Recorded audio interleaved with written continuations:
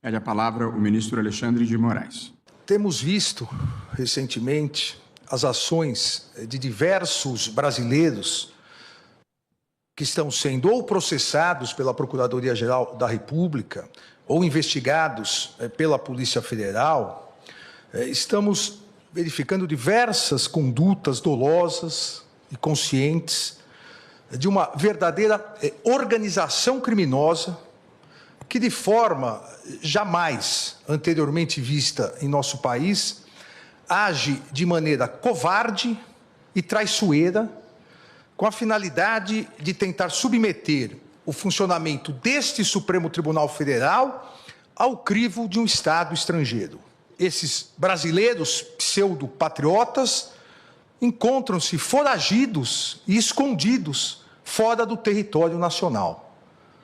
Não tiveram coragem de continuar no território nacional. Há fartas provas nas investigações comprovando essas condutas ilícitas. Não só induzimento, instigação e auxílio na tentativa de submeter o funcionamento do Supremo Tribunal Federal ao crivo de um outro Estado, ao Estado estrangeiro, com clara afronta à soberania nacional, mas também fartas provas demonstrando auxílio na negociação espúria, vil, traiçoeira com autoridades estrangeiras para que se pratique atos hostis à economia do Brasil. A insistência dessa organização criminosa na implementação de medidas nocivas ao Brasil, com a implementação e o incentivo à implementação dessas tarifas e agressões espúrias, agressões internacionalmente consideradas espúrias e ilegais contra autoridades públicas brasileiras, tem por finalidade a criação de uma grave crise econômica no Brasil, e que, para desgosto desses brasileiros traidores, não ocorrerá, mas a ideia de gerar uma grave crise econômica no Brasil, para que com isso haja uma pressão política e social contra os poderes judiciário e legislativo, com consequente interferência no andamento das ações penais em andamento, que já se encontram em fase de alegações finais. O modus operandi é o mesmo. O modus operandi golpista é o mesmo.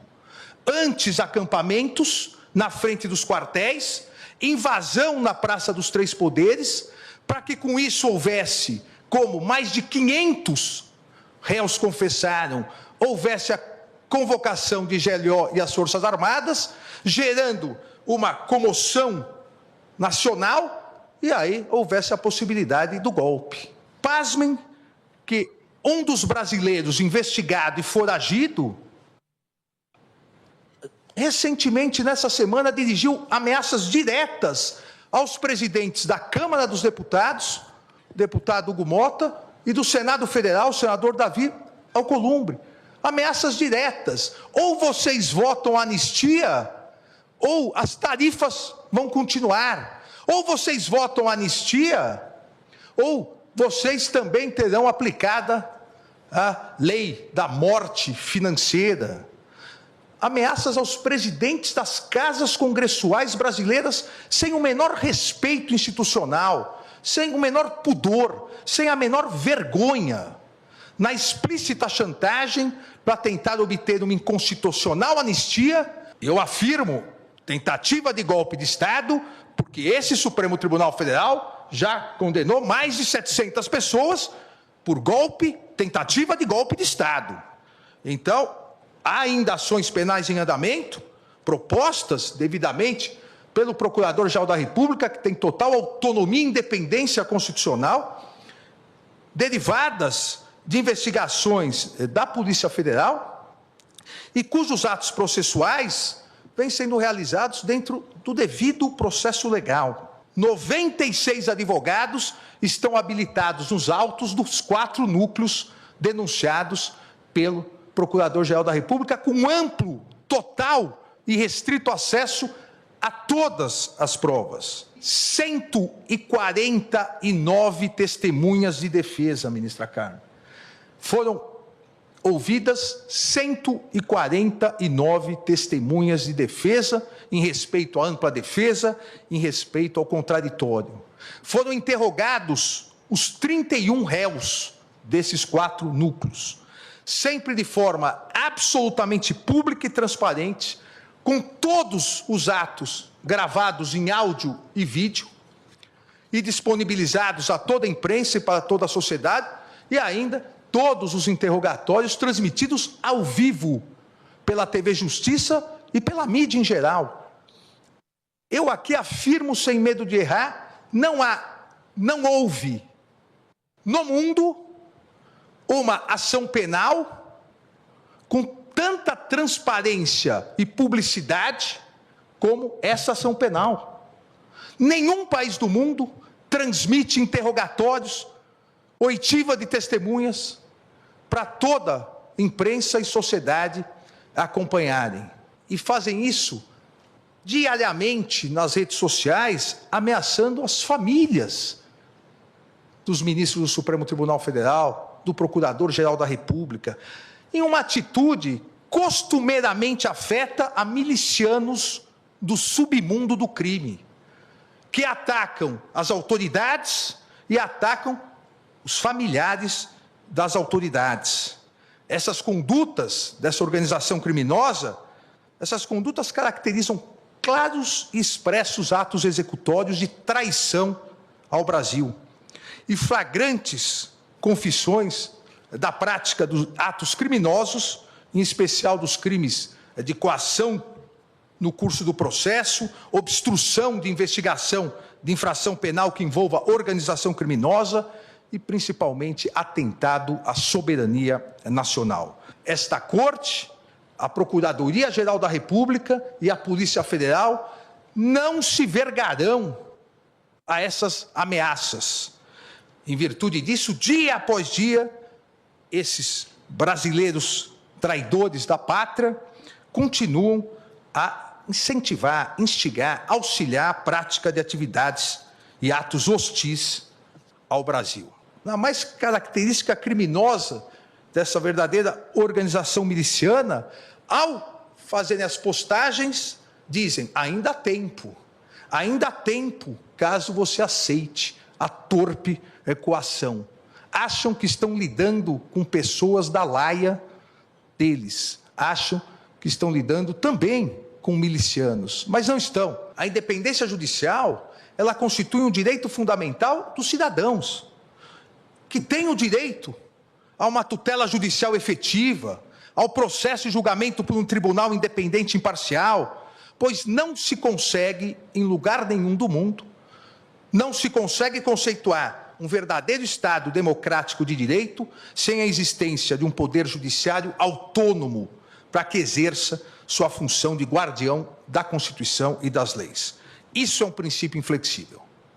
É um princípio inflexível da Constituição brasileira, a independência do Poder Judiciário em defesa da Constituição brasileira.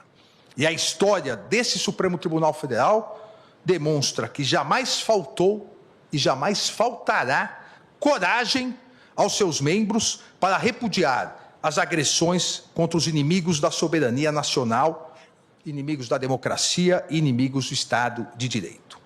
Um país soberano como o Brasil sempre saberá defender a sua democracia e soberania. E o Poder Judiciário não permitirá qualquer tentativa de submeter o funcionamento do Supremo Tribunal Federal ao crivo de outro Estado, por meio de atos hostis, derivados de negociações espúrias e criminosas de agentes e políticos brasileiros foragidos com o Estado estrangeiro. Em 638 ações penais, julgadas sempre colegiadamente, 370 ações penais julgadas pelo plenário, 268 ações penais julgadas pela primeira turma, onde ainda estão em andamento 204 ações penais. Além, como já disse, dos 551 acordos de não persecução penal celebrados entre a Procuradoria-Geral da República e os réus que reconheceram sua responsabilidade penal. As ações prosseguirão. o rito processual do Supremo Tribunal Federal não se adiantará, não se atrasará. O rito processual do Supremo Tribunal Federal irá ignorar as sanções praticadas. Esse relator vai ignorar as sanções que foram aplicadas e continuar trabalhando como vem fazendo, tanto no plenário quanto na primeira turma, sempre de forma colegiada, diferentemente das mentiras, das inverdades, da desinformação, e bem citou o ministro, nosso decano, o ministro Gilmar Mendes, a desinformação das redes sociais. Esta corte vem e continuará realizando sua missão constitucional, e, em especial, nesse segundo semestre, realizará os julgamentos e as conclusões dos 4 núcleos das importantes ações penais relacionadas à tentativa de golpe de Estado de 8 de janeiro de 2023.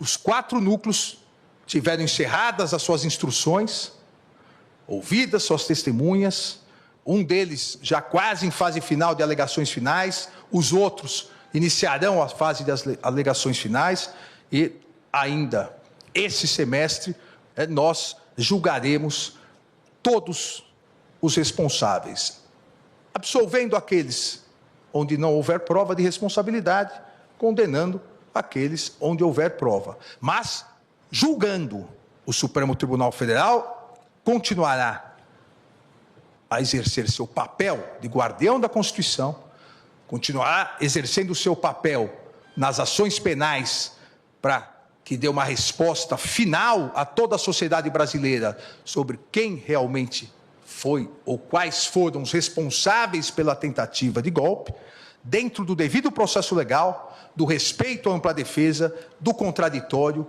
inadmitindo qualquer ingerência interna ou externa na independência do Poder Judiciário, com serenidade, competência e coragem. Obrigado, presidente.